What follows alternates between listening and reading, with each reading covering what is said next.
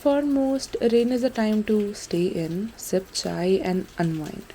But for me, it's a reminder of home, of monsoon days. During August September, when the rain poured as I studied for my exams. Rain doesn't slow me down, it energizes me. Today, as it pours, I feel that old spark of productivity coming alive.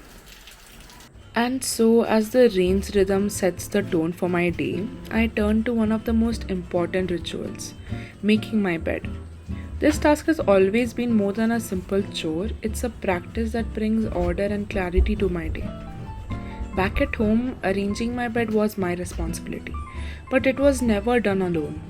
My mother would always come behind me, rearranging what I had started, smoothing out creases and perfecting the arrangement. Every time I returned to my room, the bed would be newly transformed.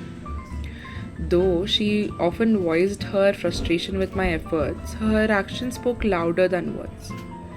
Her constant adjustment, though accompanied by complaints, were a testament to her care and concern. She wanted me to be organized and to start each day right. Her worries about how I'd fare in a hostel were evident. रिया अगर इधर अच्छे से नहीं करेगी तो hostel में कैसे करेगी? I couldn't help but agree, knowing the mess of shared spaces I was living in. In those shared spaces, my bed was just one part of the chaos. Everyone's mess accumulated around me, and I had little control over the disorder. My own clutter on my windowsill and elsewhere mirrored the chaos in my mind. If I was upset or had a conflict with someone, it would show in the state of my bed the next day. Now, with my own room, I am determined to change this pattern. Each morning begins with making my bed, not just as a personal ritual, but as a statement of control and order. It's about more than cleanliness, it's about creating a space where I can feel at peace. This task, once a source of frustration, is now a way to reclaim my sense of control. As I finish arranging my bed, I think of how this might look to my mom. I hope she'll not see just a neatly made bed, but a sign of a change and progress. It's my way of honoring her care and providing to myself that I can maintain order and thrive no matter where I am.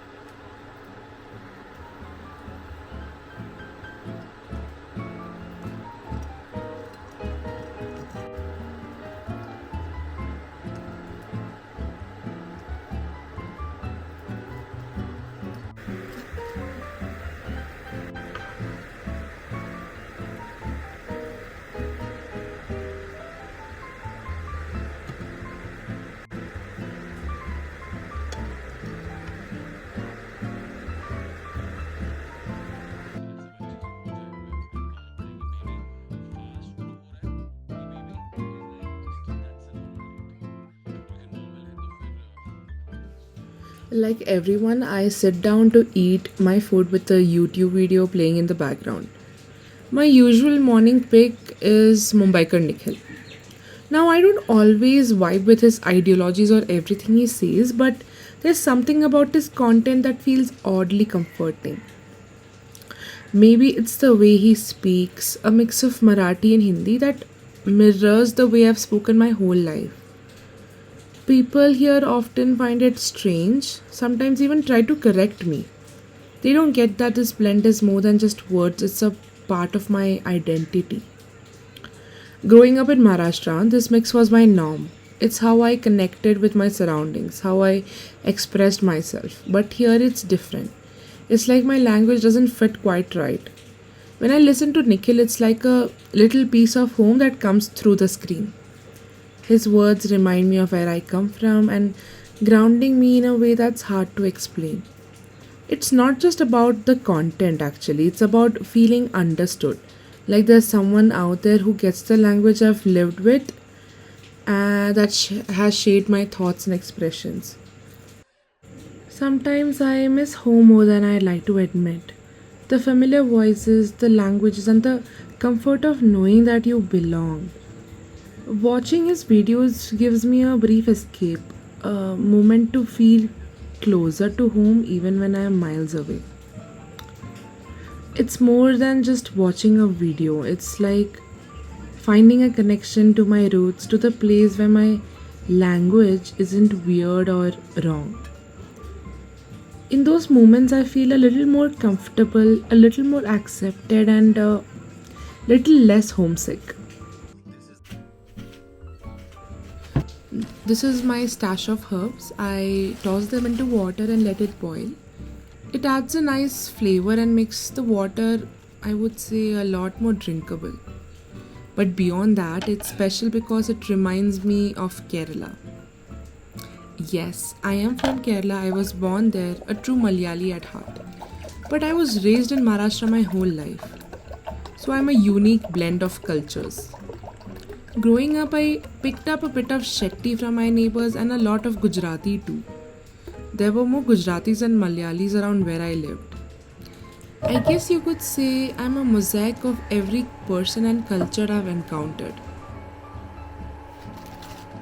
As I finish up my morning routine, I just want to say thank you for hanging out with me. I know this video was a bit lengthy and full of my ramblings, but I just wanted to show you how my mornings look like on a college holiday. So I hope you enjoyed this version of day in my life, and thank you for watching. Bye.